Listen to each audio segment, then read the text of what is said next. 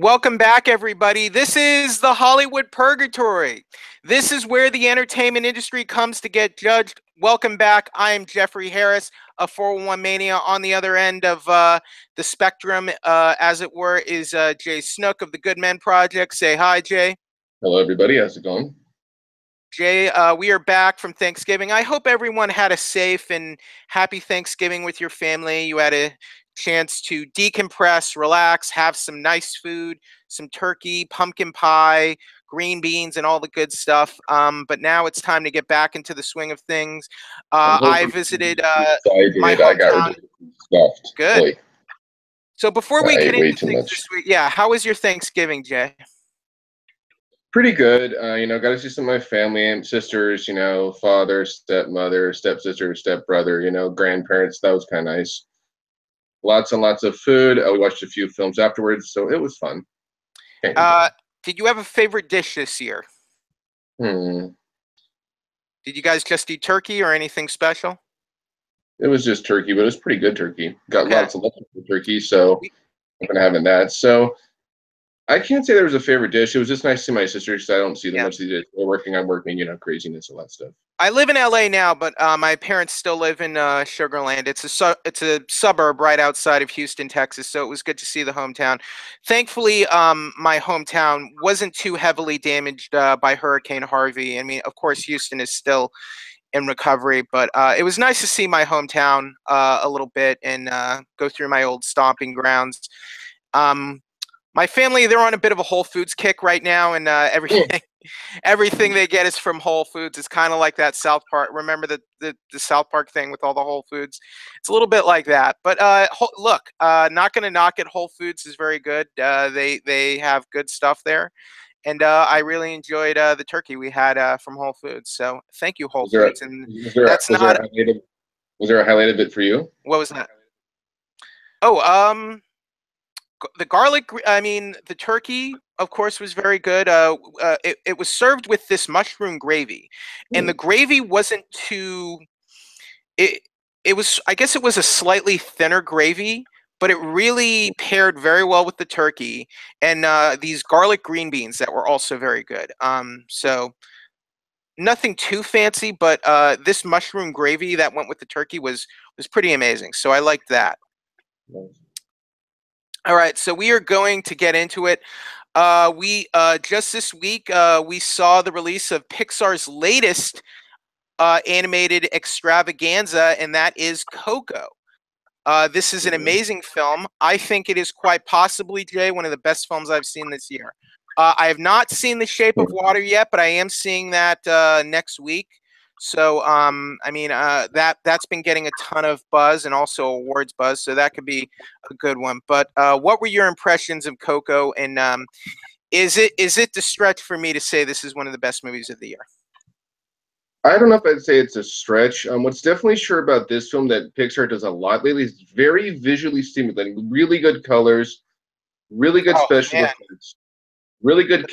characters, the usual surprise villain, and twists and turns as the story develops, which we'll get into. Yeah. This is a And just to sorry to interrupt you. This is a spoiler cast, and we will be going deep into the movie. So in yes, case, so if you so if have you don't not want to seen get spoiled it, for I'm going to cover Pixar, your ears a bit. for Pixar's Coco, here's your time to get out. But here we go. Go Yeah, ahead. earmuffs. But anyways, as I was saying, and it kind of builds a world within a world. This is really kind of cool. But it reminded me a little bit of Book of Life. But I it mean, goes a bit deeper. come on. I mean, I keep hearing that they're not the same film.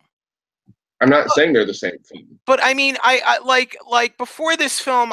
There's a critic I know who I really like, and he's a really great guy. He's a smart guy, and I'm like, "Have you seen Coco yet?" No, I've already seen Book of Life, and I was literally like, "Come on." Yeah, it's not the same. I'm not saying it's the same. I'm saying there's some There's parallels. similar there are some yes, because El Yes. Dia de los Muertos, the day Yes. Mexico's Day of the Dead, which is a holiday where the people they celebrate their ancestors, and Mhm. rather than mourning the dead, it's like we're celebrating their lives and we're Mhm. celebrating previous generations, and we definitely get that from this movie. I Yeah, I, yeah. I think they're very different. I just Yeah. let's say this: they have their differences. I mean, you do see like the land of the dead. You do, and there's the land of the living. Then you see another land in that you don't see in this. So it's not the same movie. No, it's not. It's just the reality. I mean, the Book of But Life. It came out. Look, it came out 3 years ago. yeah, It didn't even something. do that well. Hmm. It only made Sad. $50 million. It only made $50 million. So I Hmm. think the reason is because there aren't a lot of big animated movies that have that kind of Latin American, Mexican culture to it. Those type of family movies. And I understand, if I understand there are fans of that movie who maybe feel protective of it or something. But I Hmm. mean, we see similar to me. It's like saying like The Incredibles is a ripoff of Fantastic Four or something like that. Hmm. With look, a family of superheroes, right? Yeah, fair The enough. Fantastic Four basically pioneered that in comics in the 1960s. But Yeah, fair enough. let's Fair move enough. on from that. Yeah, let's I let's think like. this is a great movie. Likable characters, charming characters. Uh, Pixar is really great at world building.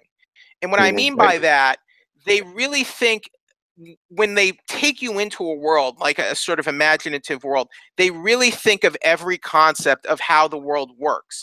And in Mhm, this movie, you're taken to, it's called The Land of the Dead.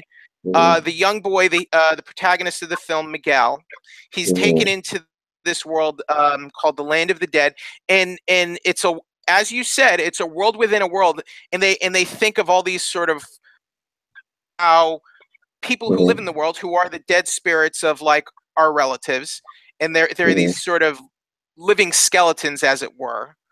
mhm, They're dead, but they're technically alive in the land of the dead, and mhm, how they're able to visit the land of the living on El Dia de los Muertos.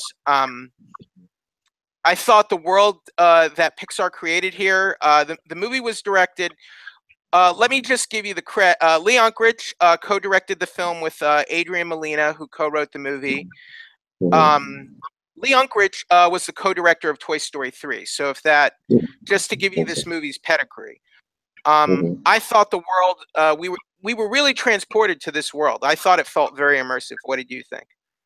It was definitely interesting how we ended up in the world, but yeah, the world itself, it's interesting, and you see it in the trailer, so this isn't necessarily a spoiler. But when you first see Miguel in the world, you can just like he kind of like explains it. Like his expression is an expression you'll have. You're like, man, the world is really, really big, bigger than you would think it'd be, and it's kind of awe-inspiring and breathtaking at first. You're just like, oh my god, there's so much here, so I thought that was kind of how it made me feel when I was like, wow, there's a lot going on in this world. It's pretty impressive, really. I thought the kid who played Miguel, Anthony Gonzalez, was perfect. He did good. He, He did he good. did. He did. He's Pixar is so great with their talent because they're Mhm, so convincing in their parts, mhm, and creating like a young male lead like that, just so mhm, believable. And I imagine it sounded like Gonzalez, because he the whole crux of this is that he comes from a family of shoemakers, but he wants to be a mhm, singer. He wants to be a musician. mhm, He's an mhm, amateur guitarist. He builds his own guitar, but mhm, his family hates musicians. They mhm, they they would not even hear the idea of him wanting to play music, but that's what he wants, mhm, because early on in his family's history, his great great grandfather went off to pursue a career of music and left behind his wife and daughter. Um, the daughter, who is Miguel's great great grandmother, who he calls Mama Coco, hence the title of the film Coco. It's named after his excuse me, not his great great, his great grandmother Coco. His Mama Coco. Um, And can you talk about real quick just how great it yeah, was how they did that like through the banners they do that like little beginning just like right. narrative setting the Yeah, stage. yeah. That was Tell us amazing about how that they did opening of that. the film, the way it kind of brings us into the story. Yeah, so the film starts like right, they're like little banners up in the air, pretty much like They're little paper paper print banners. shaped Yeah. banners, and you get to see like where Like this mysterious, like man, and his, I want to say his, that might be his great great grandma. That Maybe was his great great grandfather, who but we don't know who it is at first. but I mean the great great grandma, like is there, and you can see when he goes for music, she just like gets rid of everything music, and she decides to start making shoes, and like eventually see, okay, well then she teaches her daughter how to do it, and her son-in-law, and just how like it kind of went from generation, and how that became their passion, what they did and what they were known for, the Rivera family. So it was really an interesting setting the stage outside the box. You wouldn't normally think of even doing it that way, but it worked so well. And there were points where you guys see it on one side and then you saw it on another side. I mean, it was just amazing how they did that whole entire thing. I loved that opening, and I love the setting. Just having it in Mexico, because it gave the movie a very unique flavor. Jay, to have it in Mexico. I forget. Uh, his hometown had a very unique name. His small little hometown. Mm. But it was it's a very like charming kind of earthy kind of place, and I love that we've never seen a setting like this in a Pixar film. So I found the setting of Mexico very refreshing, because the film really immersed you in sort of that sort of that heritage and culture of Mexico. You know what I mean? And that can be refreshing in itself. Mm-hmm. What did you think of the film And setting? did you also see I really did like the scene. The setting was pretty nice. It's just a humble little town, a simple town. Not necessarily a small town, but it's not like it's a town that like you can tell, is full of music, and it's full of culture, and it's full of, and of course it also was where Ernesto de la Cruz came from, who was one of the greatest musicians ever, and of course his idol at the same time. Right, Ernesto de la Cruz, of course. That is he's renowned as the greatest musician who ever lived in the film. He is the character who Mm-hmm. Miguel strives to be, and who sort of inspires him to like make his own guitar, and become a musician. Mm-hmm. And of course, like his family, or I guess the matriarch of his family is his grandmother, who doesn't, who hates that hatred. His family's hatred of musicians and music is very deep seated, and she would never hear the idea of Miguel wanting to play music. And um, then after a mishap with the Ofrende, this is sort of the home mantelpiece where they keep all the sort of photos and what's the word I'm looking for? Mementos of their past relatives and family members.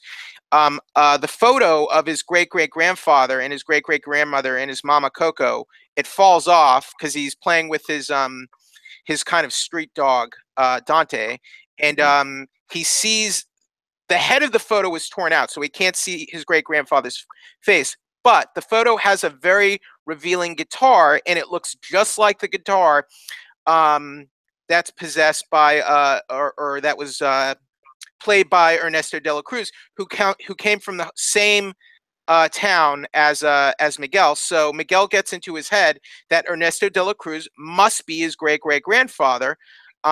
He tries to tell his family this, and shows them his guitar, and his grandmother smashes his guitar. He gets very upset. He runs away. He tries to enter the local talent show by stealing Ernesto de la Cruz's guitar, but this happens on the Day of the Dead, so that puts a curse on Miguel.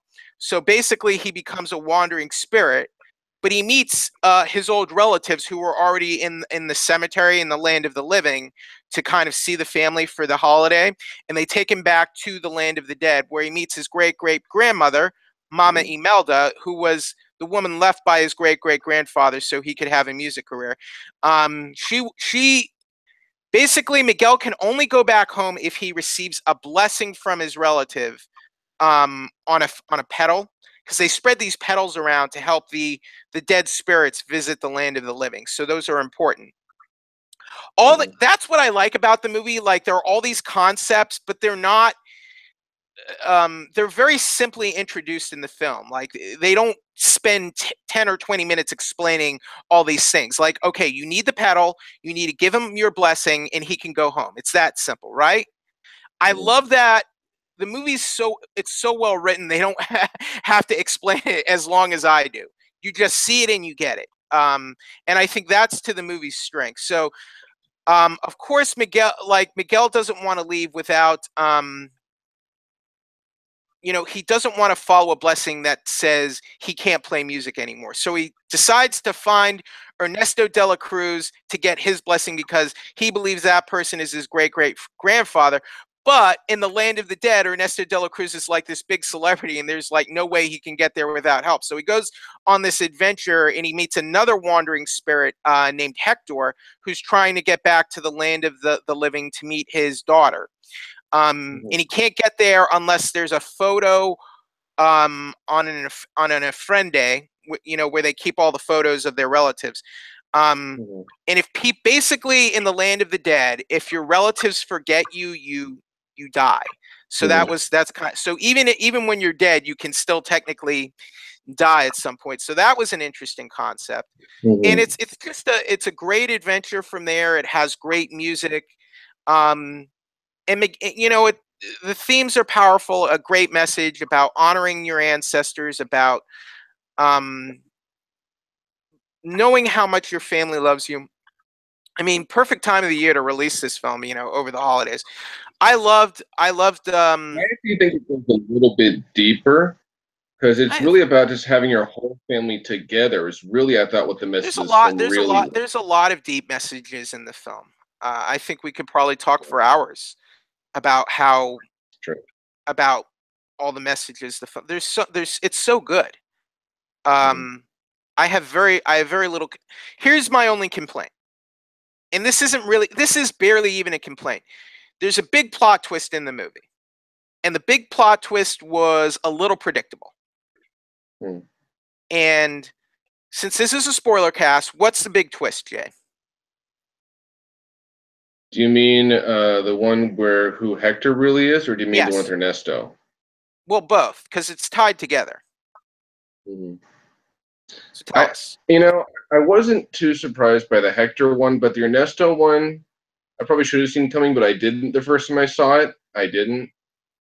Well, I didn't think Ernesto was here. So here, let's just, instead of dancing around it, the truth is that this spirit that Miguel inexplicably meets Hector is his actual great-great-grandfather.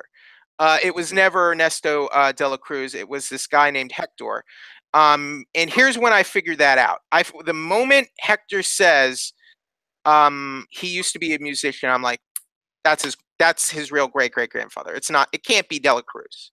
Okay? And then of course we found out de la Cruz and Hector used to be like partners. They used to be like traveling musicians together. Hector didn't want to leave his family and wanted to go back home, and de la Cruz is like, no, we're about to make it big. You can't leave now. So what he does is he poisons Hector, murders him, and and Hector was the songwriter. He was the guy writing all of their music and writing all their lyrics and everything. He steals all of that and claims it as his own, and that's how he becomes a big star. It's theft and murder. So all the darker sides of human nature. You have to remember, we have to say originally, though, Hector believed he had died from some bad chorizo. He didn't know. Right. He thought, right. He thought he was sick from food poisoning. It's a big reveal later on. When they're all at because Miguel and Hector have snuck into de la Cruz's mansion, and like they're watching one of de la Cruz's films, and it's like a scene right out of what happened to Hector and de la Cruz in real life right before Hector died. So basically, how vain are you to take a thing from real life where you actually murdered someone and put that into your films? Kind of funny. We have to remember too. We're kind of skipping points here because as the film progresses, well, I don't want to go through a whole synopsis, but that's just kind of the thing. That plot twist, I saw that plot twist with Hector coming a mile away. But go ahead. Okay. So as that happens, and I just want to give a little bit more of a synopsis here. Right. Then it becomes where first of all, Hector gets thrown out. And then, like, Miguel gets thrown out because Ernesto de la Cruz is Well, Miguel didn't really get afraid that thrown out. He runs away from his relatives because his relatives are trying to give him a blessing where he can never play music again. He has to forget about music, and that's not what he wants. No, no. What I mean is, after the reveal of what happens, like, where it comes clear Oh, that okay. Ernesto killed Hector. Hector didn't Yeah, die of chorizo food poisoning. yeah. They both get thrown out They get because thrown into Ernesto's they get biggest thrown fear into a is, pit. They're thrown into a yeah, pit. because Ernesto's biggest fear is, he's like, if the people know the truth, I'm not going to be, popular in either world anymore, Right. and he doesn't want that to Exactly. happen, which is why he really doesn't want Hector to have this picture on a friend day, because if he does, it's going to become clear that Everyone will know. Everyone will know he's a fraud, basically. yeah. So that's his evil intentions and why he's doing what he's doing. He's like, if the truth comes out, I won't have anything in either world, and I Okay. don't want that. Okay. So here, the hometown where Miguel lives in the movie, it's called Santa Cecilia. Santa Cecilia. Okay. So I don't think that's is that a real city? I don't think so. That's I don't know though. that's the main setting of the film, but it's very. Oh, it's named after Saint Cecilia. Okay. So it's a fictional city, but it has some real life inspiration. So, um, I just thought it looked. I just love the settings of this film, both the Land of the Dead and Santa Cecilia, And, and just and so, everything looks. Yeah, what was that? and so the big thing is, after that scene Yeah, happens, the real what goes from, really just the mission from there is try to help Hector get on Enfrenda and prove and show to everybody that Ernesto is right. a Well, fraud. his only picture, his own like they need to get his picture, Mhm. um, from where is it? Well, oh, okay. Ernesto de la Cruz comes in possession of his picture, so Mhm. they have to get the picture from Ernesto to take it back to the land of the living, so they can put Mhm. it on an ofrenda. Because, as I said earlier, if you're completely forgotten in the land of the living, you die in the land of the dead, basically. Mhm. So, And go somewhere far worse. um, so there's that, and but it was very touching. I was more And here's what's powerful about this movie. I was crying more during this movie than I did during Up. And Hmm. if you all remember Up, Up is a great film. It's Mhm. deserving of every accolade. And Mhm. Up was a movie that made grown men cry, and I was crying during this movie. It's hard Mhm. not to tear up during this movie. I actually wasn't, but the funny thing is, I saw this film twice. Right.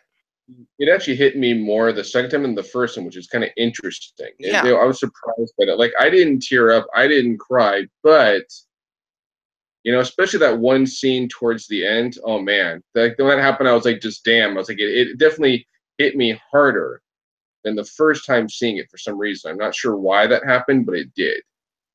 Um Maybe because I knew it was going to happen. I don't know why, but it's such an amazingly powerful scene. there are two in particular. First one where we see that flashback where Hector is singing the Oh yeah. kind of the ballad of the movie. It's a great song called Remember Me. Hmm. Um and he's singing it to Miguel's mama Coco when she's a little girl, and they're kind of Hmm. singing it together. And Hmm. then Miguel tries he gets back to Coco and he sings it to her, and she kind of, even though she's very old at this point, she's able to sort of remember Hmm. that song from childhood, and I just found that very poignant and What's so sweet. what's so powerful about that scene is he gets back, and of course the family still like music bad, and he knows like Hector is this close to being forgotten forever by Coco, right? Right. And so Um, playing this "Remember Me" to help her remember him is just so powerful. it's a It's just power. so amazing. This was a powerful, meaningful movie. Yeah, you know, and just It's how where it very, goes from there is just so amazingly touching. It just and is. that's why to me this is one of the best movies of the year by far. And Pixar just really, when Pixar is on their A game, they can make just some of the best stories on the planet, and I think that's why they're such an acclaimed studio. So the song was written by Robert Lopez and his wife Kristen Anderson Lopez. Hmm. In case you didn't know, they do a lot of the songs for Walt Disney Studios. They did the songs for Frozen. Okay. So they're a very they're a powerful. They're a music power couple, really. So it makes sense that they wrote such a great song for this film. I think they also, let's see. I think they've worked on some really good musicals. I think they did Avenue Q. Have you ever seen Avenue Q? I know of it, but I haven't seen it. No, but I Okay, know I of it. believe they worked on both Book of Mormon and Avenue Q. Hmm. Just to give you Interesting. an idea of how how talented this couple is. Hmm. Yeah, Robert Lyras was the composer on both Avenue Q and Book of Mormon. So he's a very good musician. And you have to remember for these two, Yeah. the cast is sort of known, but not huge. Like Benjamin Bratt, I know, but most of them Okay. aren't So like yeah, huge known cast. They're not. Pixar's always Pixar's always good about that, aren't they? Mhm. Don't you agree? Yeah. They don't cast like movie stars just to have movie stars. Like that was kind of always going back like a decade ago. Like you would kind of see DreamWorks Animation would always cast like the big movie stars, but Pixar Mhm. would cast like more good actors, I think, in their films. Don't you agree? I could see that. Yeah. So yeah, Hector was voiced by Gael Garcia Bernal.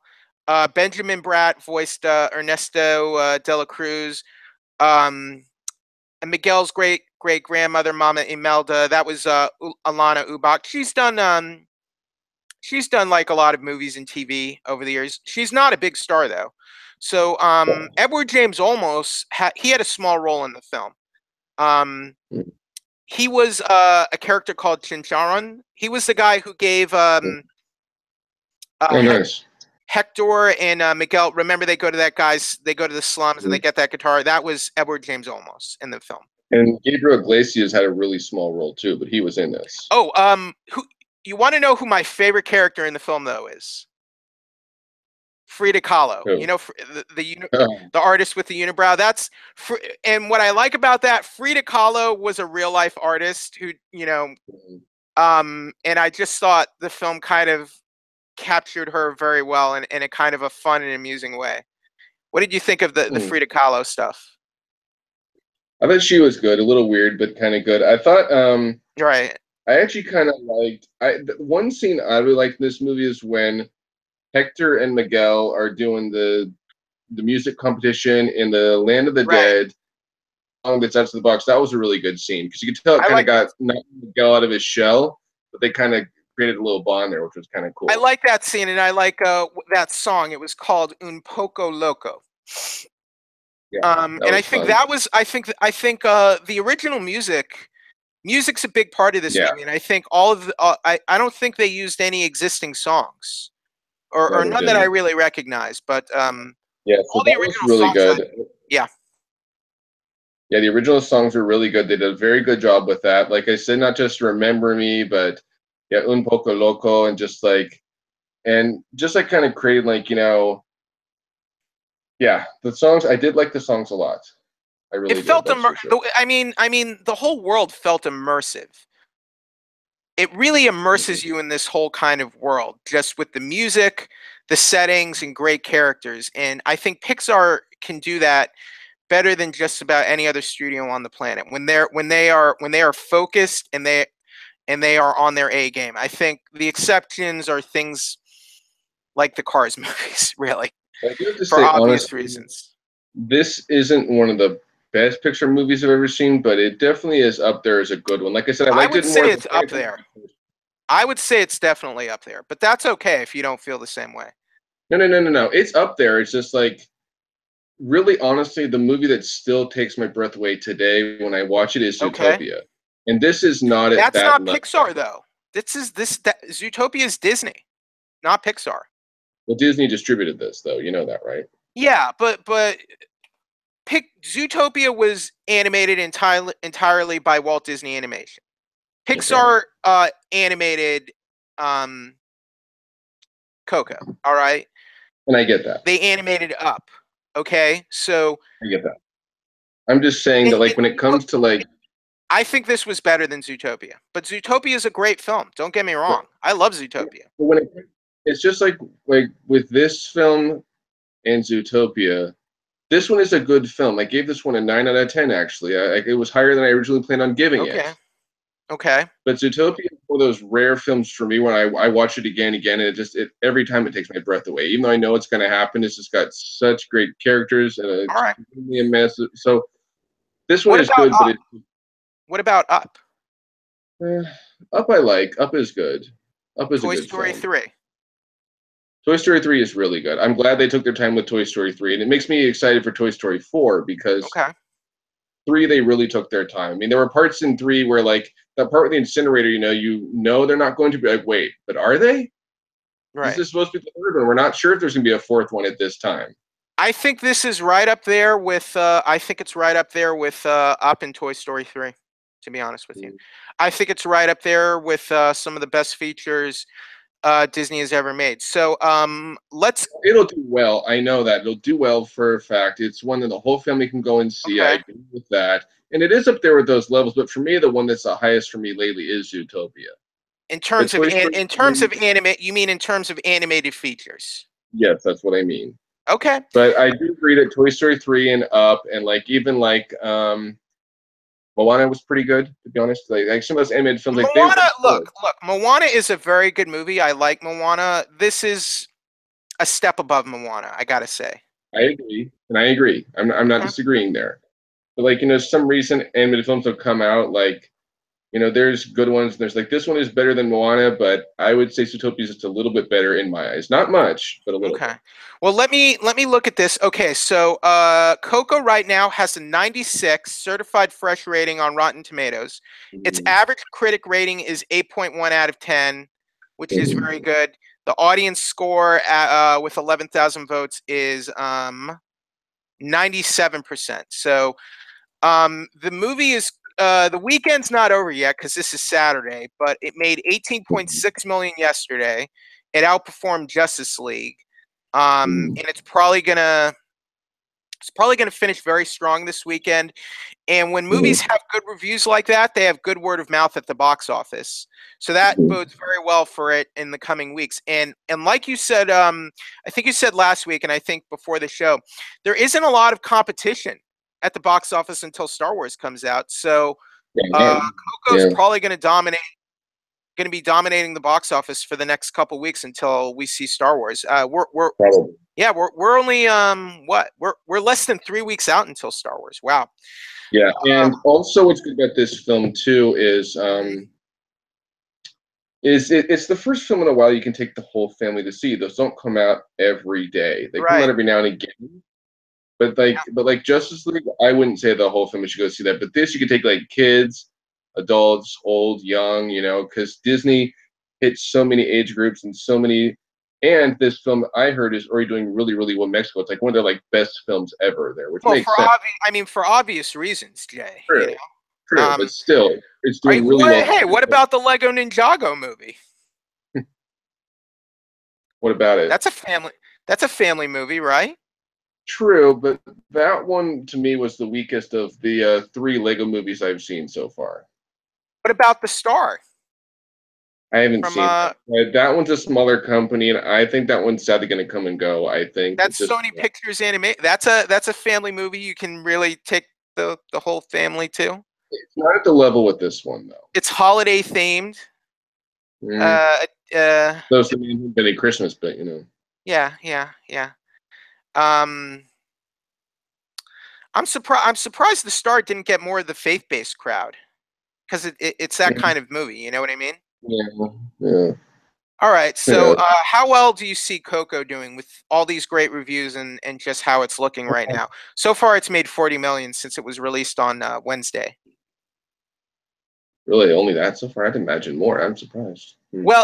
Look, that's based on that's until Friday. We haven't gotten the Saturday and weekend numbers in yet. But last I checked, Box Office Mojo said it would make 70 for the weekend and 77 for the holiday weekend. Is what I was reading. Mm. So that mean about 100 mil something? No, 77 million. Here's the latest update from Deadline. Okay. Um, so Deadline's saying 70. Oh, wait a minute. Okay, they're saying 48.4 for the 3 day and 70.6 for the 5 day. Wow, Mm. that's a bit. I don't know. Mm. It Because seems a I bit would, low. yeah, I would imagine this would make at least 100 mil easy. It shouldn't It's be not. hard for it to It's not. do. It's not gonna. It's not gonna have 100 million by Sunday. Basically, no. Yeah, I find that hard to believe though. That's just me. Um. Well, it made 18.6 million yesterday. Mm. So they're saying 48.4. All right. So they're saying 48.4 million for 3 days, 70 point. Yeah, it's not going to have 100 million. It's definitely not going to hit 100 million after the 5 days. Definitely Mm. not. But I don't I know, think, I just noticed at work today, like people are talking about it and people are seeing it. They take my yeah, kids to see all it, right. It's going to especially. have, I think it's going to have good word of mouth. It's going to Mm. have, it has great reviews, and I think it's going to keep doing well. Um, Mm. but yeah, all right. So I saw the movie early. First time I saw it, no short. It was released in theaters with Olaf's Frozen Christmas, which is a new. Frozen Adventure. Say that again. You kind of got a little garbled there. I think it's Frozen Oh Adventure. yeah, Frozen Adventure. Excuse me. Olaf's Frozen Adventure. I saw it a second time in theaters after it got released, and it did have Olaf's Frozen Adventure. So normally, what we would get is we would get a Pixar short film before a Pixar film. The format got changed for this, and now they're showing the film with Olaf's Frozen Adventure, which is a lot longer than the typical Pixar short. Do you think Pixar messed up by doing it this way, Jay? I do, yeah, because it's weird. Most of the screenings you and I probably both go to, they'll do the short before. It's just the reality. It's Always, what they do. always. So it's really weird with this one. They're like, hey, you have to pay to see the short. It's like that doesn't make any sense. It's like, wouldn't you want us to see the short and write about that? Because really, This isn't a different. It's I not. think, It's not. But this is like a 22-minute short.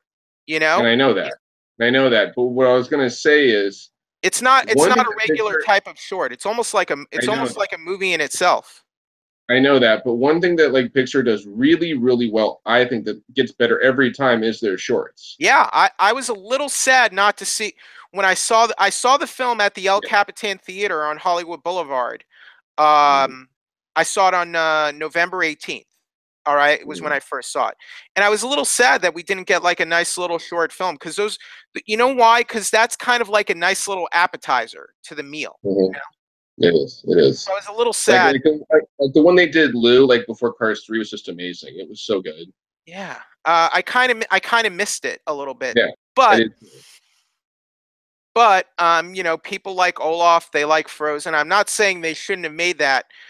I saw Olaf's Frozen Adventure the second time I saw this movie, and I think to me it should have been like a TV special on ABC and not maybe shown with. They should have done the traditional short with Coco and had the Olaf's Frozen Adventure as like a TV event.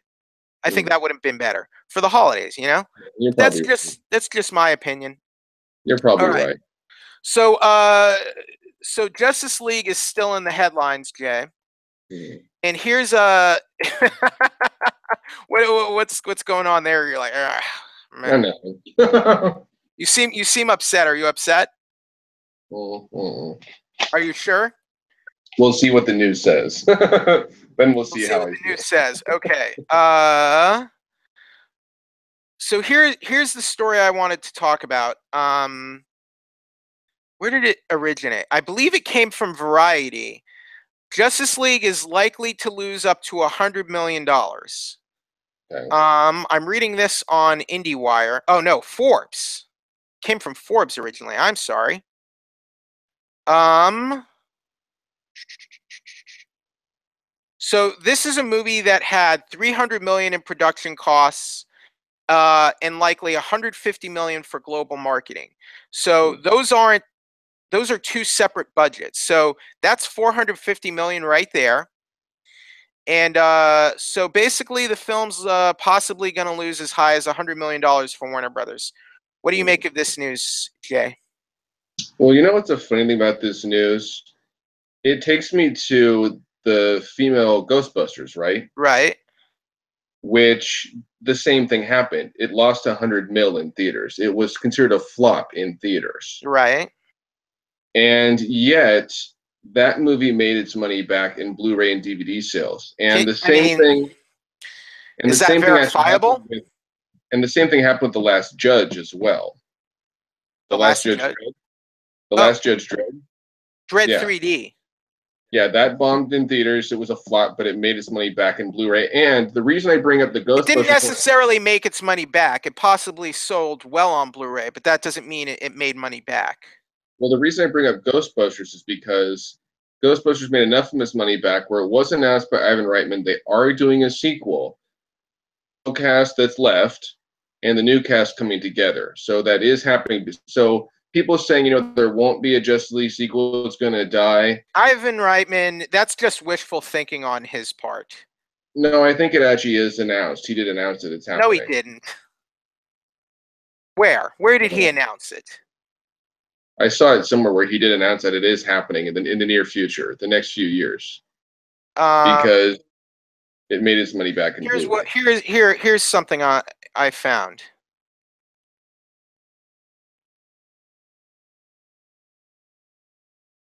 I mean, to me, this isn't an official announcement that they're going to do it. Okay.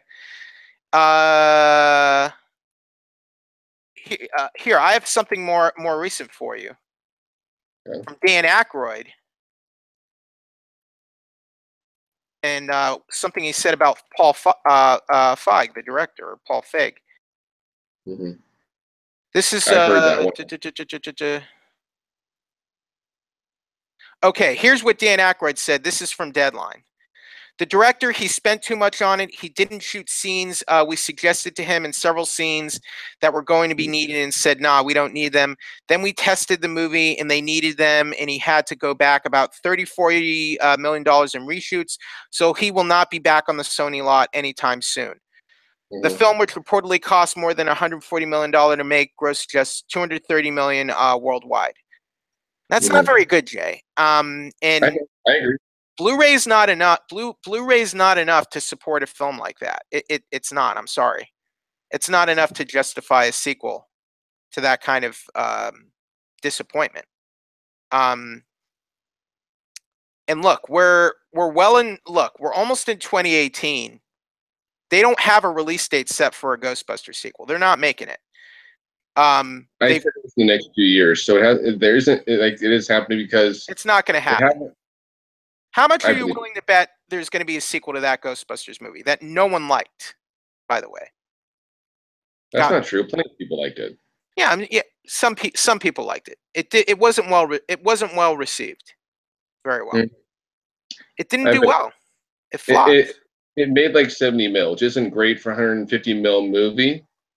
Okay.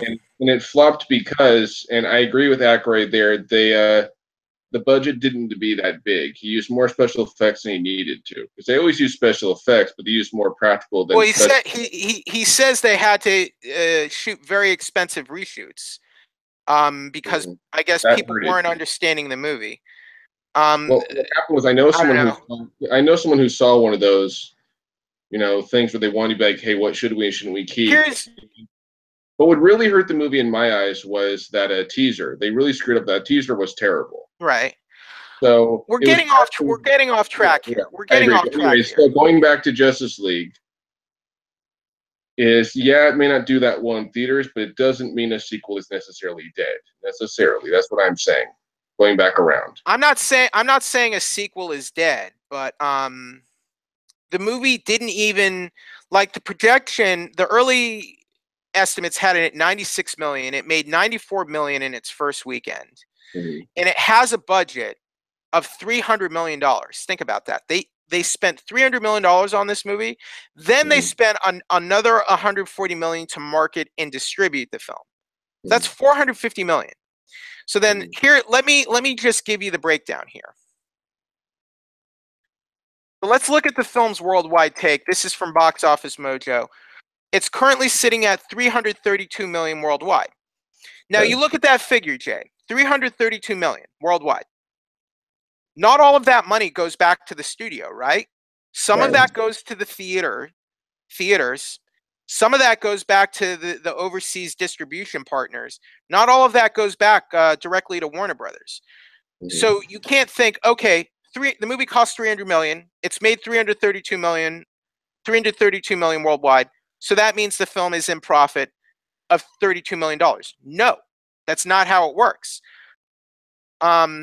It's made 147 million at US theaters. Of that figure, probably about 55-60% of that goes back to Warner Brothers. Okay? So the film is far and away not profitable yet. And it's going to take a long time before it might never become profitable. Because Forbes is reporting that the film could lose $100 million. Is Forbes full of crap here or what? I think the thing that's tough about what Forbes is doing is because there isn't really another superhero movie coming out till February. Right. Just the reality. So I think it's hard to it will but most likely okay, but what does Black Panther have to do with this conversation? It doesn't really have anything to do with this conversation. I'm just saying there's no superhero film competition at all in the near Except future. Star Wars is coming out on December 15th. I wouldn't call that superhero, that's sci-fi. Yeah, but I mean Star Wars is Star Wars is a big popcorn film. It's competition for any film in the market. I agree. But I just think I'm not going to say they're necessarily wrong, but I think it's just kind of at this point, I think it's a little tough to make a projection like that because it will probably not make its money back. That's probably a reality. I don't know if it's not going to make it by that much. Really, time will tell. There, it's just the reality. Okay, so here's an example. Here's how Forbes made its estimates. Okay. Estimating VOD and online sales at 170 million. That's equal to 55% of the 310 million that Avengers Age of Ultron took in home entertainment. So that's an actual figure of home entertainment. That's Blu-ray and video on demand for a superhero movie. The second Avengers movie, 310 million. So think about that. So about half is 170 million because look, you can't expect a movie like Justice League to make as much as Avengers on home entertainment sales, right? Right. Like you would assume it would. A movie like this is not going to make as much as Avengers just based on, because look, Avengers didn't open up less than 100 million, right? The second Avengers, you have to think about that. That's true. Age of Ultron made 1.4 billion worldwide. So here, global TV revenue. That's another thing. TV sales of the film. That's another way it can bring in money. 100 million. But even so Forbes even calculated estimates on the film's home entertainment sales in global TV sales, and it's still losing money. So I know you think it could still make money possibly from home entertainment, but for a movie like Justice League, which was very expensive, it's probably one of the most expensive movies ever made. It's still not enough, Jay. There's not enough sources of income. I still want to see in the coming weeks, personally. What do you think will happen in the coming weeks, though, that hasn't happened yet? Well, again, before Star Wars, this can still get steam because even though there's Coco, there's really Coco in this, and that's about the only Coco is outperforming this film right now. And that doesn't surprise me. I'm not saying it surprises me. But for those who, let's say, feel like they want to see more of an action film, okay, Justice League is that action film. It's not Coco. Yeah, but then, if they want action, they're probably just going to see Star Wars in a couple weeks. But before those couple weeks is what I'm saying, because it's the same thing with Coco. Here's what you're ignoring. Superhero movies are generally front-loaded. people, the majority of people who want to see them in the first and second weekend, and that's pretty much it. Then they kind of fall off the map. A movie like Coco has staying power. Well, a broad family movie usually has staying power at the box office. And I'm not disagreeing with you on that point. What I'm Right. saying is 3 weeks for this film could still get some steam. It's still a possibility. It doesn't look like it's going to have a lot of steam this weekend, because let me see. I want to go back to the projections from Deadline.com. Mm-hmm. Okay. So the 3-day cume for Justice League is 40 million. Mm-hmm. Let's see how much of a drop that would be. That's 57. That's a 57% drop off from its first weekend. That's not as bad as the drop off as Batman versus Superman: Dawn of Justice, which was 70% from weekend 1 to 2. But for a movie that opened lower than expected, keep in mind this film opened a lot lower than what WB wanted. It's not good news. This is not good news. I'm not saying like send him out to the gallows, but it's not good for this picture. I think that as long as this film gets number 2 this weekend, it still has hope. And I think that's probably what'll happen. But hope for what? At least that it's not going to get completely pulverized. Like it won't make its money back as much as they want. Okay. But it's not well, here's the number here. All right. Well, right now, Deadline is predicting the film will finish 257 million stateside. I got to tell you, a figure like that for Justice League, which has Batman, Superman, and Wonder Woman, that's not a good figure, Jay. That's not a good figure at all. Those are the biggest heroes in the DC Comics stable. Wonder Woman made over 400 million in the U.S. It made over 800 million worldwide. This film isn't even probably going to reach 800 million worldwide either. Probably maybe not even. That's not good. I guarantee you, Warner Brothers if they wanted over $1 billion for Batman v Superman, they wanted over $1 billion for this movie, especially after Wonder Woman, which did really well for them. Yeah. Look, think about it. Wonder Woman did so well. Don't you want a movie with all those characters in it to make at least $1 billion? The last 2 Christopher Nolan Batman films both made over $1 billion. The both Avengers films made over $1 billion. Captain America: Civil War made over $1 billion. You do these big crossovers because you're hoping for a big return, and they're not going to get it here. I do agree, sadly. Okay, so now look, the film could still. Here's where I think you might be right. The film could still bring in a lot of money overseas, and that could.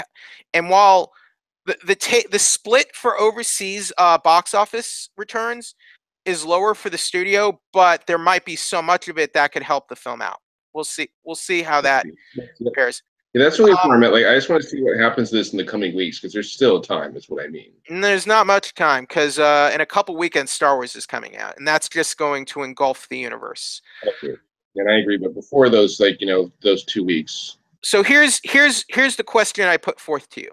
Have we seen Ben Affleck in the cape and cowl as Batman for the last time? Yes or no? I'm going to go with no. Wow. I say yes, it is. So you think he's going to come back as Batman again? Well, isn't it already on the schedule? I mean, even though it's had I mean, Matt Reeves is attached to direct it, but doesn't look like Ben Affleck wants to do it anymore, to be honest with you. I don't know. We'll see. Because do you want him to come back? Do you want him to come back as Batman? I like his Batman, yes, I do. So you want him to come back as Batman? Yes, I do. Why do you want him to come back as Batman?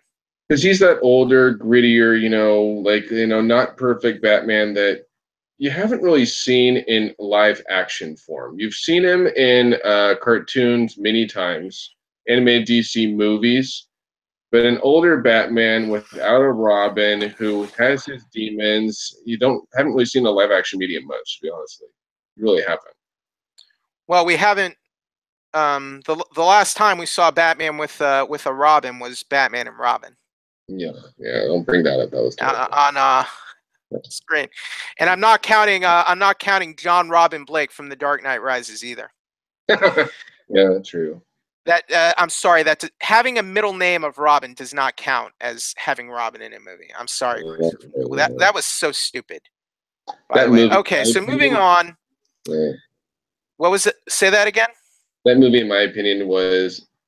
I think for me, I didn't really like Dark Knight Rises too much. Dark Knight was great, Batman Begins was great, but Dark Knight Rises was just a mess. I'm It's my sorry. least favorite. It's my least favorite of Nolan's trilogy. Let me put it that way. Yeah, Not a glad we're on bad the same movie, page but my there. least favorite. Yeah. My least favorite of the Nolan Batman Yeah, trilogy. I'm glad we're on the same page there. I mean that.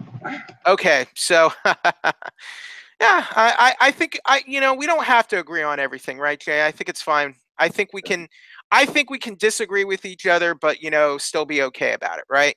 I agree. Okay. So now that you've finished the whole season of The Punisher, I want to get into that a little bit more. How do you walk away from unpacking the whole first season of The Punisher? When it comes to the Punisher, for me, is this is another Netflix show to me. Yeah. It's not on the same level of Iron Fist with me, but it was kind of a letdown. Like, it's not bad, but it's not terrible, but it should have been better. I feel like it should have been better as well. Like, we're just how John Bernthal was so good as Punisher in season 2 of Daredevil. Yeah. And in this, he's good, but I think what's really a problem with this is it's kind of not really like the best narrative, really, because it's almost like a continuation. It's okay, well, you think it's over, but it's only begun. And you're like, okay, so you guys can go with Let me ask you this. Were there too many, did they have like too many characters and subplots in this first season, you think? There were some characters they didn't need. I agree with that. Not a whole lot, but there was like one or two they could have snipped and it would have been okay. Here's the worst subplot in the show. The kid from the veterans group, Lewis Wilson, who starts blowing up, who starts, he becomes a terrorist and stuff. We didn't need that stuff at all. Well, we didn't need the old guy who was lying about being a vet either, because he kind of brought Lewis into that. We didn't necessarily need him either. We didn't need any of that.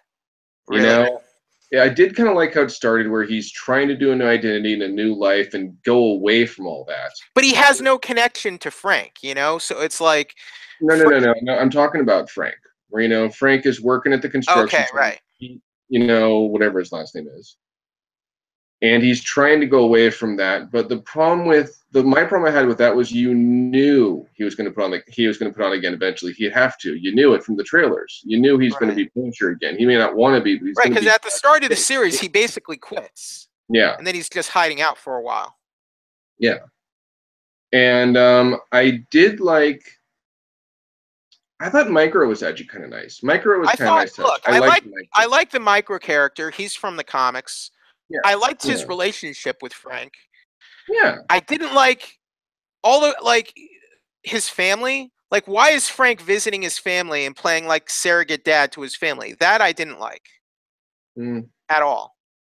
It wasn't too bad, because at first he's using it for leverage against frickin' Micro, which is what he's doing. Yeah, but then he's like taking care of this family, and the wife is like hitting on him basically, and I'm like, what is going on here? Well, the reason I understood why they did that was because he's kind of later on almost like making sure that Micro's family is because of course we know that Frank's family is gone. Yeah. And I think deep down he doesn't want that to happen to Micro's family, and he's afraid it could. I mean, no one wants that to happen. Of course he doesn't. Yeah, but that's I think why later on he starts going to the family more. He's like, I want to make sure the family is. Moment Micro really can't go in there and be. That's not my problem, Jay. My problem is you can't justify that was competently written, because one, he's going in there without a disguise. Frank Castle at that point was a well-publicized figure. He was incarcerated by the government. He was on trial. He was sent to prison. Like, he was in the papers and in the news. People knew his face and knew who he was. Yeah, I mean, come on here. Well, clearly not, because it seemed like everybody was Clearly proud of him until not. episode 8 or 9. How is that? How is that clearly not? How? Let me explain what I mean by that. Because remember, it wasn't until episode 8 or 9 where everybody goes, "Oh crap, Frank Castle!" So because everybody thought he was dead. Remember? Right. Yeah, So that's what I mean by clear. everyone thought he's dead, but like, he's going in there like clean shaven with it, with his face in full view. Like people aren't, yeah, some people are stupid, but someone's going to say, "Hey, don't you look like that? He looks like that guy." But no one really did. You He was remember? look. The point is, when we pick up with him at the start of the show, he's keeping his head down. He's keeping a low profile. He grew a beard, so he's less Mhm. recognizable. He grew his hair out, so he's less recognizable. He's trying to, he's flying under the radar, right? He's not getting into trouble. He's not getting into trouble. He's keeping a low profile because people think he's dead, and he's trying to keep it that way. Okay. I mean, come on. So then he gets caught on a police camera and like, oh crap, everyone. Well, if he's supposed to be dead, shouldn't then everyone still think he's dead? Then I mean, it doesn't make sense, Jay. What wasn't perfect here? The villain wasn't necessarily perfect. To be honest, I Which wasn't a one, huge fan Rollins of or him. Billy Russo? They were the two main villains this season. Yeah, Rollins was okay, but kind of got weaker toward the end. Russo gets a bit stronger, but it was episode 6 where it's kind of predictable. You're like, yeah, Russo's going to probably, By the way, I thought that what was also predictable was the shootout fight at the end was predictable. I was like, God, they just have to do that. Like, it's something that, it's kind of become a trope with a lot of these things. I'm just like, doing it was, I just thought like, they're going that way. Okay, fine. So this is going to Which happen. one, the shootout at the merry-go-round, Yeah, and or the as the one? two kids there, who were they bleeding from Yeah. their necks? From I don't remember where they were bleeding from. I couldn't tell. They were Do just you bleeding. like do you like the setup they did with Billy Russo at the end though? The setup wasn't too bad, but that carousel kept reminding me of Catch Me If You not Catch Me If You Can. Now You See Me, because they use that exact same carousel. Now You See Me. Right. So I But kept what? thinking But that movie. you get what the setup there they did with Billy Yeah, Russo at the I end. get it because it was where Frank's wife and kids actually died, and that's I think what they said anyway. And Russo was like kind of a family friend and was. That's not what I'm referring to. Hey, what are you referring to then? Well, what did he do? What did Frank do to Russo? Deformed him? Yeah. Yeah. And what character is he supposed to be? Actually, I'm not sure off the top of my head. Jigsaw. Really? Yes. Really? Jigsaw's real name is Billy Russo. Huh. I didn't catch that. Well, he's not dead, and his face is jacked up, and he's in the hospital at the I end. knew that. I saw that at the end, but So so wait. So everyone, so the assumption is that they've basically set up Russo to become Jigsaw in a future season. explain to me, because I'm thinking Jigsaw from like the Saw movies. It's not that Jigsaw, right? No, it's Jigsaw from the Punisher villain Jigsaw, who was Okay. in he Jigsaw was actually featured. Remember the Punisher Warzone movie from about 10 years ago? Not really, no. Okay, so remember the first Punisher movie with Thomas Jane from 2004? Do you remember that? Yeah, with John Travolta as the bad guy. Yeah, I remember that Yeah, one. right. They made another. They didn't make like a sequel. They kind of did a soft reboot Uh-huh. a few years later called Punisher Warzone with Ray Stevenson as Frank Castle. So that was Okay. the second movie they did, and the villain was Jigsaw. Okay. There's a villain. There's a Punisher villain from the comics called Jigsaw. So basically, the whole characters thing was that like he ha- this character he has a run in with Frank Castle. Instead of killing him, like he basically deforms his face. Like this guy's a lot of vanity and narcissism. So his whole face has been destroyed by Frank Castle, and now his face looks like a jigsaw puzzle, right? In this show, Russo was he's a ladies' man. He's very narcissistic about his appearance and how he looks, and his acumen with the ladies. So that's the setup they did for this character. Okay, so you're saying if there's a season 2, that'll be the main villain, probably. Okay. Maybe not the main villain, but it's possible. Okay. So that's kind of the. I thought Madani wasn't too bad. I I didn't kind of like that liked character. her character. Curtis, I liked. Curtis was a good character. I liked him. Right. But yeah, Lewis I was didn't like ridiculous. Lewis. Lewis was Yeah, the worst. Lewis I didn't like. Yeah, Lewis was just kind of Mm. weird. It was kind of weird too. I didn't like the Like Micros family.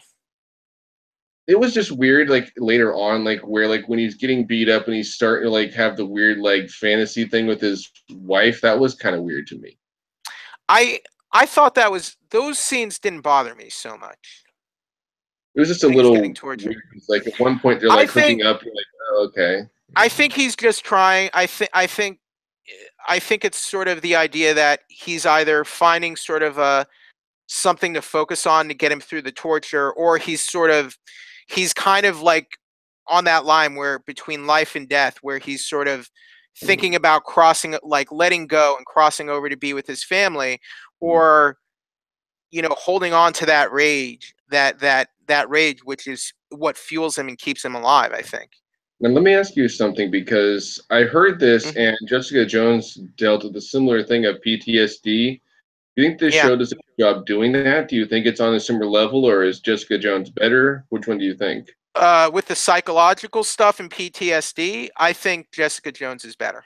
Okay, I kind of agree because But I mean, look, I can't speak to the accuracy because, like, I'm not a soldier and I've never dealt with, or or I've never had experience what one would call PTSD or been through a traumatic experience, thankfully. yeah, But me either. I just thought Jessica Jones and the way it dealt with those sort of psychological aspects of having been through sort of just a really traumatic ordeal. Mm, I thought it presented it a lot better. And I think Punisher just sort of got lost with having all these sort of meandering subplots mhm. and characters that I felt were a distraction to sort of Frank's journey as the Punisher, I which agree. um I mean, the moment like he's messing around with Micro's family and his wife, Micro's wife is hitting on him and trying to kiss him. I'm like, why is this happening? Mm, The Madani stuff, uh, I thought Madani was very forced as a character. mm, Madani and her partner, and I'm like right off the bat, like we're meeting Madani's mother. We find out like her mother's like a therapist, her daughter's like her father's like a world class surgeon. I'm like, why? Like here's my problem. Madani never felt natural, and it felt like they were just forcing all this exposition for Madani onto us right off the bat. And it didn't come like at a more gradual, natural pace. Like we never even know this much about Karen Page, and Karen Page has been in multiple seasons of Daredevil. She's been in Defenders.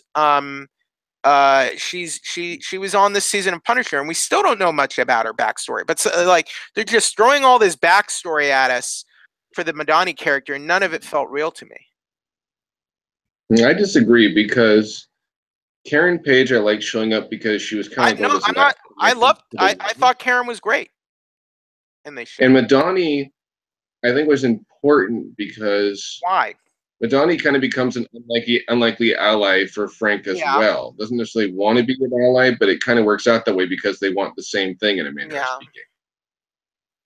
So I kind of liked her because I think that she was the show Well, needed a look. character like Here's that. why I I mean, I don't won't say like she her. was, and she wasn't the strongest character they could have had. But there could have been a weaker one too. So Here's why I don't like her. Like you see her at her office. She's looking at Frank's file, and like she figures out, oh, they're gonna go to the merry-go-round to confront each other. She yeah, goes there. The minute she shows up, she gets shot in the head. The character is useless. I'm sorry. She I, goes there. Like what? Like why did she even go there in the first place? I To beg to differ, but she was useless in that scene. That scene, she shouldn't have been there. I mean, I'm gonna go there and get to the bottom of this. Freeze! Way to Mm. go! How did And she become? How did she become such a ranking officer in Homeland Security? mhm. She's not a very good shot, my man. She's not. Mhm. She's not a very good marksman. She's not a very good Homeland Security agent either. I don't think, but I agree. In whatever. that scene, it's kind of silly to have her show up because all that happened was she got shot right away, and you're like, hey, she's gonna die, or well, All right. probably. Here's my other question. Over the course of the series, we find out Frank was involved with sort of this wet work, off the books kill group while he was in Afghanistan, and he was given orders to sort of kidnap sort of a local, I think, Afghani soldier who I guess he was told a terrorist was not a terrorist, and Frank is the one who kills this guy. But like Frank, he was just following orders and doing what he was told, but he didn't realize after the fact he knew he was probably doing something wrong. But so we found out that Frank basically executed this guy who was an innocent man. What did you think of revealing that Frank did that? I thought it was kind of a good reveal because it showed another demon he had, and Right. Micro said at one point to Madani, Madani's like, "How dare you do this?" Like, dude, he lives with that every single day. He Mm-hmm. doesn't feel he did it like because literally him, he was doing it thinking he was doing something good, and he was Right. being used kind of like an enforcer and a puppet, like for Agent Orange and all those people. So it's like, so by the time you found out, it was like too late because you've done so many terrible things that were illegal that you could be killed for, because it's all off the books and you shouldn't be doing it anyway. So I thought it was a good plot point, personally. Here's what I would say. I think John Bernthal is great in this show. I think the micro character is good. I'd be down for a second season, but I would want some changes, some Mhm. major changes. I didn't like how the season ended, to be honest with you. But what's kind of weird about this show for me is how the season ended. You're like, I wouldn't be against the second season either, but how could they? Is my question. Well, it's all things considered, it was a closed book ending, you know? Yeah, yeah, that's the So thing. So this is like the first Marvel show in a while where it's like, yeah, they could do another season, but how? it was a weird note for, I mean, it was a weird way for them to go out on that, you know? Yeah, it Like in was. Daredevil, in the first season of Daredevil, he actually becomes Daredevil. Yeah. Kingpin goes to jail, but like he's just in jail. Like he could come back. You know what Mhm. I mean? So I don't know. It was with Punisher. It kind of ends. He's let go. He's not like the government lets him go. They have him and they let him go. You're free to go. We're gonna give you a new identity. You can go off, do whatever the hell you want. Just don't become the Punisher again. Basically, he basically quits being the Punisher for the second time this season because he quits at the beginning and he quits at the end, and he starts going to group therapy. Where he I'm says like, he's Frank Castle, by the way. huh? When he's in the group therapy, he says he's Frank Castle, and Curtis says it's okay. This is like a private Right. I place. mean, yeah. I mean, it's like Alcoholics Anonymous for soldiers, right? Like, Yeah, that's his but it's real just name. weird because like he's got this new identity. He's not supposed to be even Frank Castle anymore, but there he's like, "Oh, I'm Frank Castle." It's like, I don't Well, know. I mean, Frank Castle is his real name, you know. True, And he said but it's like, not his but he identity said he name. doesn't have a war to fight anymore. So I'm like, Yeah, to me, I don't know. That felt like a betrayal.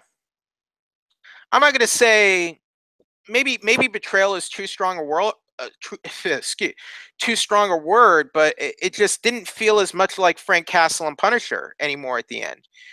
And what's weird about this mm, show for me is, I don't know. I in a, didn't love that ending. in a weird way, it's similar to Iron Fist. It's a bit better than Iron Fist, It's better than Iron Fist, but yeah. but it's one of those shows where I was able to get through, hmm but I don't know if I necessarily watch it again. I think they You could have know, done everything they did in this season. They could have done in 10 episodes. probably right. That sounds a bit more correct. And what I And would there have were done, and there were the whole Lewis subplot, gone. No more. I would have dumped it in the trash. Well, it was weird too on here where like I get like he wants to do his mission. But there were points where like, dude, you like are like almost died like a few times. And you're going back out to fight again, you would be dead. I mean, there were And just some episodes where it wasn't even really doing anything, and the Lewis subplot was taking center stage. And I'm like, why am I watching this? but that's not what bothered me though. There was at least a few times in this season where like Frank gets beat up so bad, like he's like that close to Yeah. dying. then he heals from like a day, a few hours, and he goes out to fight Yeah, again. He gets beat up and almost dies again. You're like, dude, right. So like you die. in episode 12, he's beaten to the very edge of death by Rollins and Russo. He just barely he gets his lung punctured by his cracked ribs. They had to perform like that thing where they had to poke a hole in his chest because there's blood in his lungs because he had a rib that was broken and puncturing his lung and putting blood into his lungs. And then he's walking around the next day. And then he has to fight with Russo where he's stabbed in the chest, and I think he's shot a couple times. Yeah. Uh, uh, Early on, he was also shot. He gets a shot in the head, not into the skull, through his skull. It like grazes him, but it still did some damage. And I don't know. Yeah. And then after the last beating, he's still up and about the next day. Yeah, what's my problem with this show? Because I've heard some Doesn't people have say superpowers, Jay. He's a regular guy. Yeah, what bugs me about this show is I've heard a lot of people say it's amazing. I can't say it's amazing. I can't say it's amazing either. I think can't say here's what I can say. I think Bernthal is amazing in this role. I think he is amazing.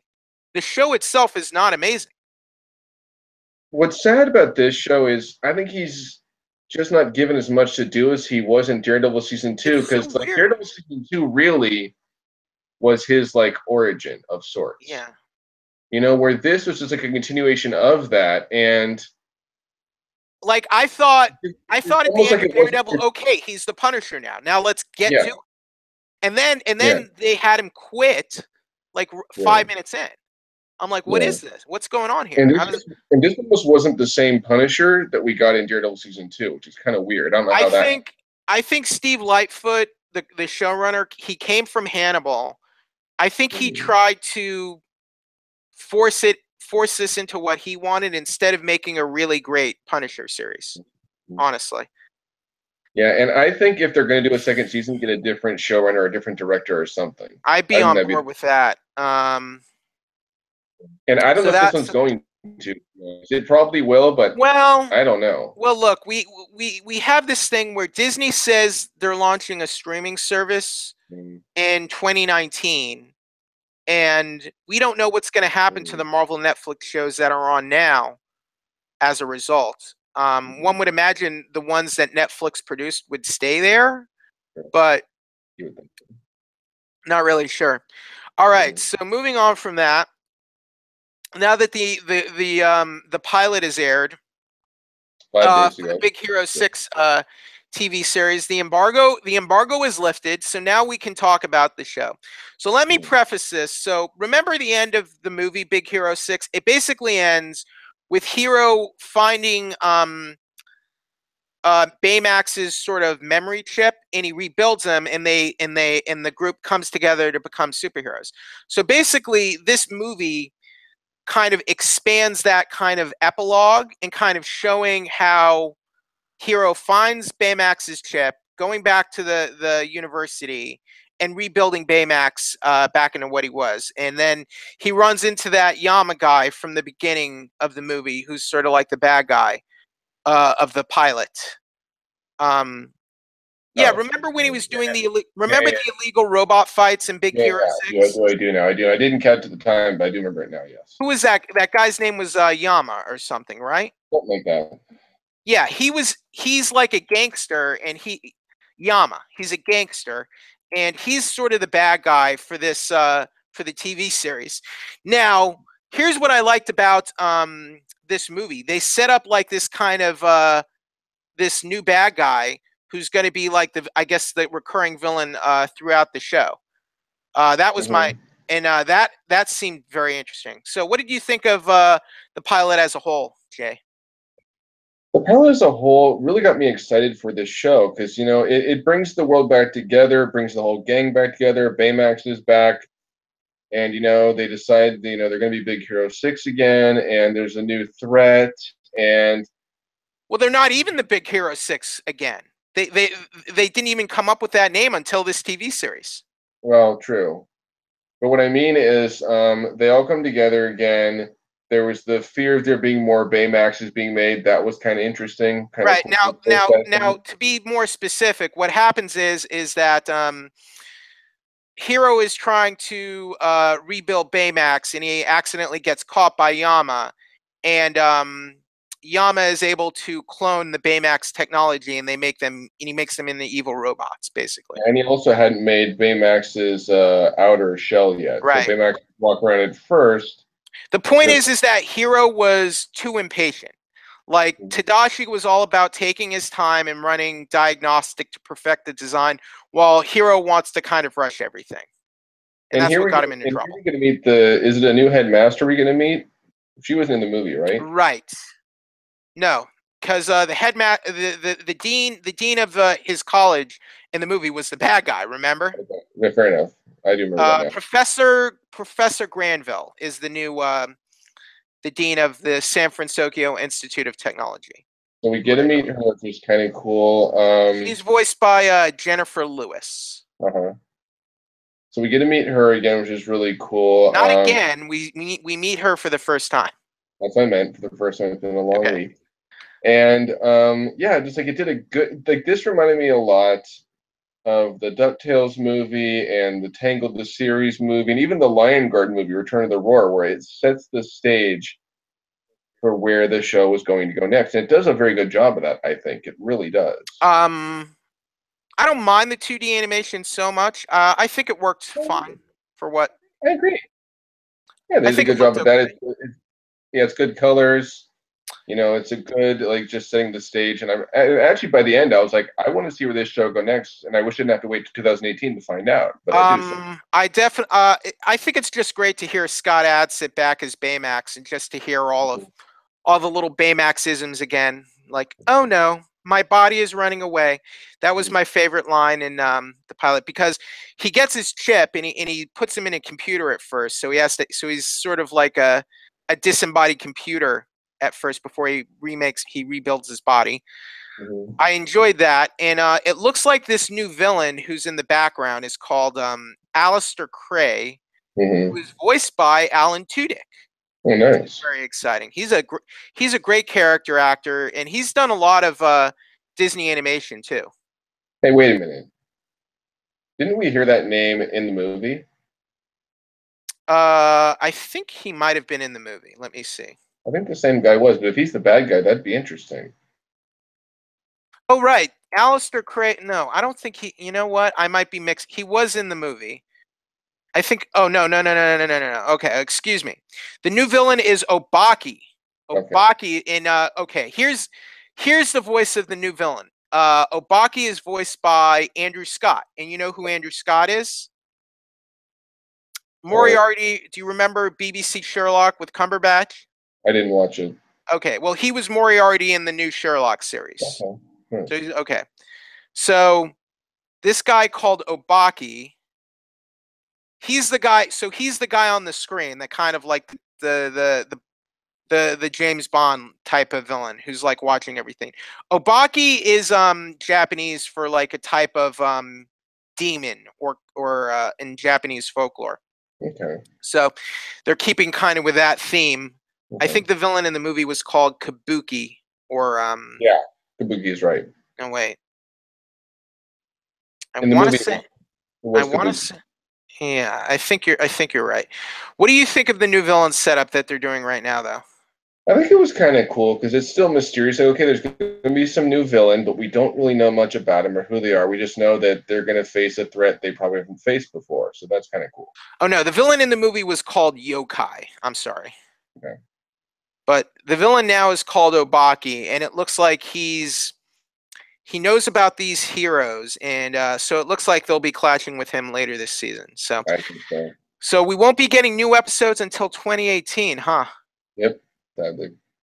But I agree with you, Jay. I thought it was a good start to the series, and I can't wait to see more. So Mm-hmm. I like that Disney TV, mm-hmm. when they launch a TV series, they kind of give us like a 1 hour, like not a full movie, but like a 1 hour movie event, you know, to kind of start us off. They did that with Star Wars Rebels. They did that with DuckTales, like you said, and with the Tangled TV series. And I think the line what is it, Lion Guard?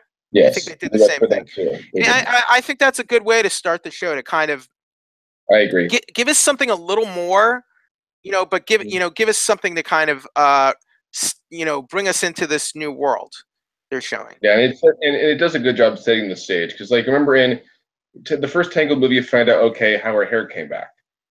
In the Lion Guard, the first movie, you find out okay why does Kion get this power? How does he get it? How does he get the Lion Guard together? Who's the Lion Guard? All that stuff. So you get to learn that. And in DuckTales, you get to learn, hey, who is Scrooge now? Who was he? Right. And How then did the Glomgold, boys? you bring Yeah, yeah, yeah. Glomgold in. Right. Yeah, and all that stuff. So like they do a good job. It's like, okay, we're gonna give you an idea of what this show is gonna be Okay. and go from there. That's what it does really, really well, I think. All the I think I'm glad that the actors who came back are back, but I think the new voices we got are decent too. What do you think? I think they'll be good. Yeah, I think they'll be good. Yeah, I think overall it'll be a good, fun show that do what Tango sort of does, just kind of show us more of the world because we didn't really see a huge amount of the world in the movie. We saw a glimpse of it. I think this show will show us more. I think the best thing about Tangled Ever After is we get both Zach Levy and Mandy Moore back as Eugene and Rapunzel. Sure. So I think that's important. And for Big Hero 6, we get back Scott Adsit as Baymax and Ryan Potter as Hiro Hamada. Mm-hmm. Unfortunately, no T.J. Miller as Fredzilla, but I think the new guy they got as Fred is Brooks Willen is pretty decent. So yeah, I agree. All right. So anything else you'd like to unpack for us this week before we go? Actually, I do want to bring up there was another movie I saw last week, which is now out. Which called is The Man Who Invented Christmas. I do want to talk about it a little All bit. right, that's so is it about Charles Dickens? What did you think of that? And what's interesting about this movie is Dan Stevens plays Charles Dickens, right? Dan Stevens from Beauty and the Beast. He played the Beast. And he was also in Marshall, actually. Right. So just so everyone knows, Charles Dickens, he's a very acclaimed British writer. He wrote A Christmas Carol, the famous story of Christmas Carol. And the movie starts where he's kind of going on the wave American tour with Oliver Twist. And then after that, he has a few flops. That's another famous book Dickens wrote. And after that, he has a few flops. So he's kind of like, I need to come up with something new. And at first, he can't rattle his brain of what. Takes place in like the 1800s, and things are clearly very different then. And, Christmas is even celebrated different. And so what happens is he says, I'm going to do this book in 6 weeks, which is like unheard of then. It's like 6 weeks. No one writes a book in 6 weeks, but he finds a way to do it. You see him set the stage of creating Scrooge and, like Marley and like Fozziwig and, and Tiny Tim and all these characters. You see them actually come to life kind of through his imagination in front of him. And you get to see how this story came to be, all the difficulties with doing it. It was a different society where people borrowed a lot more and didn't always necessarily have money. And it's right. really I remember, like in Dickens' upbringing, I think he famously was sent to debtor's prison. Yeah, well, so he kind of had a humble upbringing, really. It shows in the movie his dad was sent there and he had to go work in a shoe shining camp or a factory pretty much. Right. So you get to learn more about Dickens' past and his own demons here. And so it's about really but it's mainly about him writing, figuring out how to write a Christmas Carol, basically. Yes. And what's amazing is the standout star for me actually is Christopher Plummer as Ebenezer Scrooge is unbelievable. Oh wow. He's really good. He does a great job with the character. He's that stone-hearted person who's just like, what the heck with Christmas and it's stupid and money's great and the heck with everything else. And you get and the point you get, there's a point you get to see where we see the spirits come to life. Past, present, future, and it's not until Dan Stevens is back at the factory he's as a kid, as an adult. And he shows Ebenezer, hey, you know what? You're in your grave. There's not even a name on it, and you're dead. Where Ebenezer really turns around and goes, "No, please, I'm begging you. I really don't want to die. Don't let this happen." And it's only a book of 5 chapters, which is interesting. There's even a part where he's talking about when in chapter 4 he talks about where the ghost of Christmas yet to come, and Ebenezer going with him, and Tiny Tim dying, and he says that one of his handmaidens is like, "No, you can't kill Tiny Tim. It's not fair. He's this little innocent kid. You can't kill him. You can't do it." Like, there's outrage over the fact that he might do that. You'd kill an innocent little boy. Why would you do that, right? And of course, after he gets Scrooge to the point where Scrooge goes, "You know Well, what? don't tell me. I haven't seen the movie yet, so don't tell me the whole thing. But like, just kind Okay, of, I won't." why did you like this movie though? Like, what was good? Like, what was good about this movie? What was good about it? Christopher Plum was really good. Learning the past of Charles Dickens was kind Right. of cool. Some good history there. You see history Jonathan of the Pryce plays his country. father. How is he? He did all right. He was not bad. I like him as an actor. He did an okay job in this. But the standout star really is Christopher Plummer. He just is. Wow. And Hard to believe he's 87 years old and still as active as he is. What a fair strong enough. actor. And what's really cool about this movie, and I think why it might not do that bad this holiday season, although I think they should have brought it out like December 1st instead of November 22nd. That's just my opinion. Because it's really big about Christmas and how this book did kind of change a lot of things about the holidays. So it was I kind of think cool. the movie, considering it's only playing in a limited number of theaters, I think it's actually doing rather well. Yeah, and it did just my problem was I went to the screening. It was the 15th, and Right? Thanksgiving hadn't happened yet, and they've got carolers there. And I'm like, oh God, guys, this is too soon. you know, like where I'm one of those people where I'm like, Right. Like Thanksgiving hasn't even happened yet. You know what I mean? yeah, and It's that's not where I that was. time of the. It's a little early. It's a little early for Yeah, so caroling, like don't you think? so that's why it coming out on the 22nd to me was like a week too soon. If Right. they had done it like December 1st, Well, it would be everybody would be in the Christmas well, spirit. Because look, I know people look. like me If aren't yet. well, here's what I would say to that: is the film's only out on a limited number of screens right now. If they do a more wider release, they could have that closer to Christmas, and I think that would make a little more sense. Yeah, I don't know. If, I can't say it was a perfect film, but I can say that it'll probably gain a little bit of momentum this holiday season because besides The Star, there really isn't another holiday film besides Man of May Christmas and Star. There's only two holiday films in theaters right now. Let me see. I don't even know if this is going to be getting a wide release, or I'm not sure what the plan is for this film. I mean, it's a smaller release film, but Yeah. it looks good. I do want to see it at some point. I Yeah, just it's have not a that bad film. I wouldn't say pay full price for right. like Matt. It would be worth it. I I got a would say little Matt.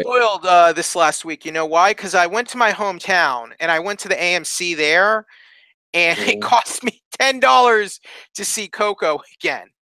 I go see Coco here in LA, and it costs like $22 at the wow. local AMC. I mean, we're Yeah, the AMC's are we're nice. really I've we're been to AMC Bay Area. They are so nice. Oh my God, they're yeah. so But nice. how much is an AMC ticket in the Bay Area right now I don't know. I haven't paid for one for there. an adult screening? I don't know. The last few times I saw movies there, they were free screenings, so I don't know. Well. Basically, prices are way gouged when you go to the ArcLight or you go to AMC here in LA. So, and then like I go home, it's like $10 for an adult and $8 for a senior Yeah. citizen. I'm like, we are getting hosed out here in Southern California, Jay. And there is one more movie I want to talk about real quick. It's the last one. What's the other movie? Three Billboards Outside Ebbing, Missouri. That's an indie movie that's getting quite a bit of buzz. How did you like that? You know what's interesting about the movie is the Just give us the concept. bullet and give us the bullet points. We can't get into I spoilers will. on this I will. So the bullet points is Frances McDormand plays a character where, her daughter was raped and murdered. one. Right? Feels like the police force in Ebbing, Missouri isn't doing anything about it. Like, there's no answers, no suspects, no nothing. So she puts up these three billboards to pretty much attack the police, going, "Hey, why isn't this happening, Chief Willoughby, who is Woody Harrelson?" And the film goes from there. Once she puts up these three billboards, You know, there's anger, there's outrage. The cops are mad because they're like, how dare you do this? And she's like, look, I'm getting responses finally, and I want to find out. I want answers. She's What trying to happened. find. So basically, the murderer of her daughter was never caught, and I guess, trying to find out answers to that, right? And I say in this, I thought Woody Harrelson was actually really, really good. He's a good I actor, mean, man. yeah, he was really good in this. And my problem with this film is it takes a few weird turns. Right. They don't necessarily make sense. You're like the ending is really weak and weird. There's things that happen along the way. You're like, why are they doing this? Actually, Peter Dinklage is in this, which is kind of interesting. Oh. And I thought he was great in this, but he wasn't given as much as he should have been because he's a really good actor too. But Okay. but yeah, he isn't even really being publicized in this much, which is kind of interesting. Maybe they want his role in the movie to be a surprise. But okay. Maybe. But he wasn't too bad. So it was an okay movie, but I didn't like it as much as some press. I was like, it's okay, but it's just had a lot of weird directions it took where I'm like, man, like that ending, you're just like, All right. Okay, sheesh. I'm gonna Well, say, why not? I'm the next movie I believe I'm going to see is The Shape of Water. I'm very excited about that. I love the work of Guillermo del Toro, and I'm looking forward to this one because it looks very interesting and it's getting a lot of awards buzz. So this could be a big one Yeah, I'm supposed to see for that us. next. I think the week after you, because I've got a screening for that and for what's the one? God, what's the one called with Winston Churchill, Gary Oldman, The Darkest Hour? Darkest Hour. Yes, I'm supposed to see those That two, one's getting a and lot of good buzz too. So yeah, I do that want to one see looks that. really, really good. And of course, Ferdinand, I have next week or two as well, which we'll see. Ferdinand with John Cena playing a giant Yeah, friendly bull. Hooray! we'll see about that one. I don't know. I don't know. That's a movie the whole family can see, Jay. There you go. Coco will do better, sadly. Yeah, hope we'll see. We'll see how that. We'll And see how what's really bad? I found out today that movie's coming what out the same as Star Wars. Ferdinand is coming out the same weekend as Star Wars. counter programming. Yeah, Man, but Star Wars Mania is definitely picking up. So it should. Once we get to that, I'm looking forward to that podcast when we get to I'm unpack sure, the me last too. Star Wars: The Last Jedi. Anyway, everybody. So this is Hollywood Purgatory. This is where the entertainment industry comes to get judged. So I am Jeffrey Harris. You can check out my reviews and articles on 411mania.com. Jay Snook, where can people find you online? On the Good Men Project, the arts and entertainment section is where I do most of my stuff lately. Okay. And right now, next week, we'll probably talk about some trailers that'll come out. I'm guessing. I don't know if there's any big movies coming up, but we'll probably come up with something.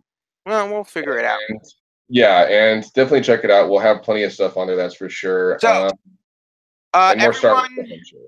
everyone doing your holiday shopping, be safe. Don't trample on anyone if you go shopping. You know, be nice to each other. Yeah. Everyone have a We'll safe just and happy holiday season. I hope you're enjoying your holidays with your friends and loved ones. Thank you for being on tonight, Jay. Thank you, everyone, for watching and listening.